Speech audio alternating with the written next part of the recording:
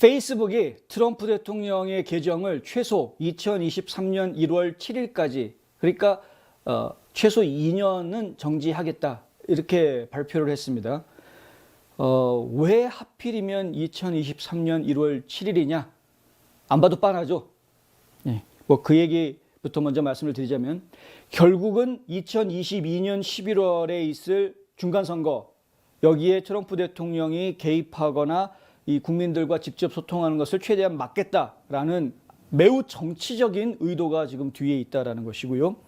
그리고 1월 7일이라는 시점은 그 내년 2022년 중간선거에서 당선된 연방하원, 연방상원의원들이 의회에서 정식으로 취임 선서를 하고 업무를 새로운 의회 회기를 시작한 바로 다음입니다.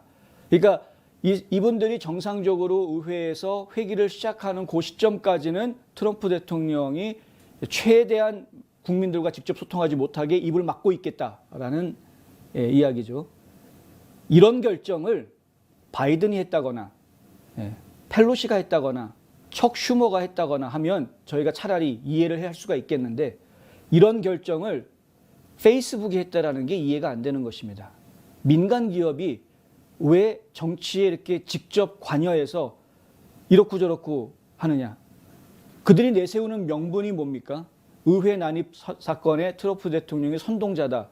그런데 그것은 민주당 쪽에서 뒤집어 씌워놓은 프레임일 뿐이지 연구조사 결과 아니면 사건 수사 결과 어느 것도 발표된 것이 없습니다. 확정되지 않은 것이죠. 무죄 추정의 원칙이라는 것도 있지 않습니까?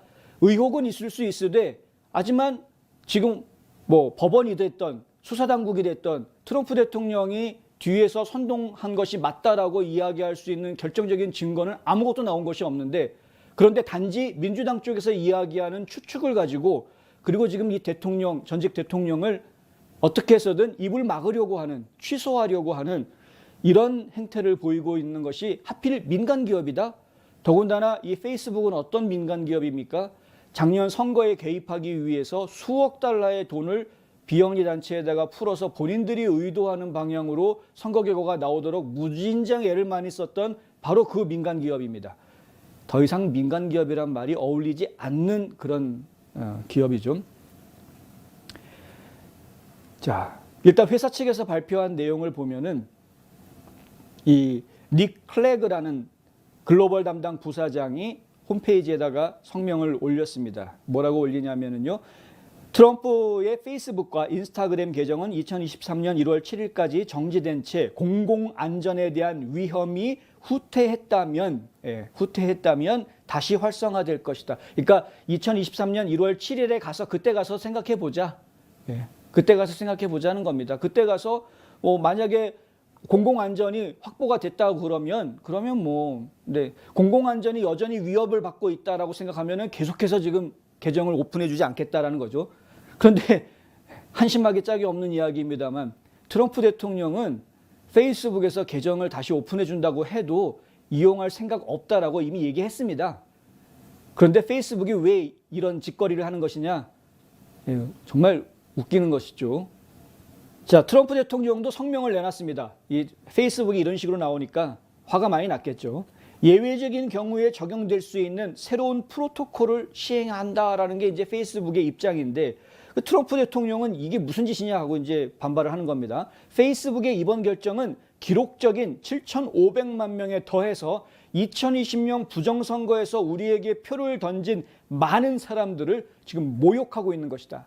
트럼프 대통령을 뽑아줬던 그 표를 던졌던 7,500만 유권자가 있다는 거 그거 페이스북이 간과해서는 안 될 것이고요.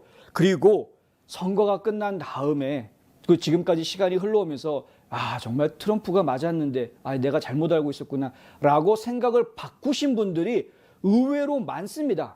그런 분들까지 더하면 엄청나게 많은 어찌 보면은 국가의 절반 이상의 국민들이 트럼프 대통령을 지지하고 그가 옳았다라고 인정하고 있는 이런 상황 속에서 페이스북이 이런 결정을 했다라는 그것은 국민들에 대한 모독이다. 트럼프 대통령은 이렇게 얘기하는데요. 그들이 이 검열과 침묵을 지키도록 내버려 두어서는 안 되며 궁극적으로 우리가 승리할 것이다. 우리나라는 더 이상 이 학대를 용납할 수 없다. 학대라고 이야기합니다. 학대 맞죠? 예. 왜 이렇게 정치인들에 대해서 학대하려고 하는 것이냐? 나랑 생각이 같으면은 그냥 내버려 두고 나랑 생각이 다르다고 그 사람들을 입막음하고 학대하려고 한다 그러면 그게 어떻게 민주주의에 있는 민간 기업이 할 일이라고 할 수 있느냐는 겁니다. 이건 뭐 수정헌법 1조에 어긋나도 너무 어긋나는 행동이 아니냐는 것이죠. 정치인들의 주장한 바에 대해서는 그들이 내뱉은 말은 그들 스스로가 책임을 질 겁니다. 그 말에 대해서. 예, 어떻게 해서든 유권자들이 표로 심판을 하든 어떻게 해서든 정치인들이 내뱉은 말은 본인이 직접 책임을 지게 돼 있는 겁니다. 페이스북 같은 이런 민간 기업들이 나서가지고 정치인들 입막음을 해줘야 될 이유가 없는 것이죠. 참 답답한 일입니다. 이 페이스북의 클레그라는 이 부사장이 한 이야기가 이렇습니다. 우리는 우리가 적용하거나 적용하지 않기로 선택한 어떤 처벌도 논란이 될 것이라는 걸 알고 있다. 본인들도 논란이 될 거라는 걸 알고 있다는 이야기입니다. 페이스북과 같은 민간 기업이 퇴임하는 대통령을 플랫폼에서 정직시키는 것이 적절치 않다라고 생각하는 사람들이 많고 트럼프 대통령이 즉각 종신토록 금지했어야 된다라고 생각하는 사람들도 많다. 이쪽도 많고 저쪽도 많다. 당연히 논란이 될 수밖에 없다. 이런 식으로 지금 발뺌하고 있는 것인데 그럼 가만히 있어야죠. 행동을 하지 말고. 페이스북. 우리는 오늘 결정이 정치적 분열의 반대편에 있는 많은 사람들에 의해 비난받을 것을 알지만 우리의 일은 가능한 균형 있고 공정하며 투명한 방식으로 감독위원회의 지시에 따라 결정을 내리는 것이다 라고 밝혔습니다. 이게 회사 측 발표 내용입니다. 결국 이들도 인정을 하는 것인데 뭐라고 인정을 했냐면 정치적 분열의 반대편에 있는 많은 사람들 반발할 것이다. 알고 있다.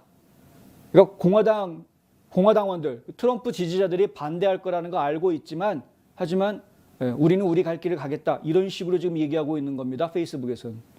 대놓고 자기네들이 민주당원이라고 말하고 있는 거하고 다를 게 하나도 없는 것이죠.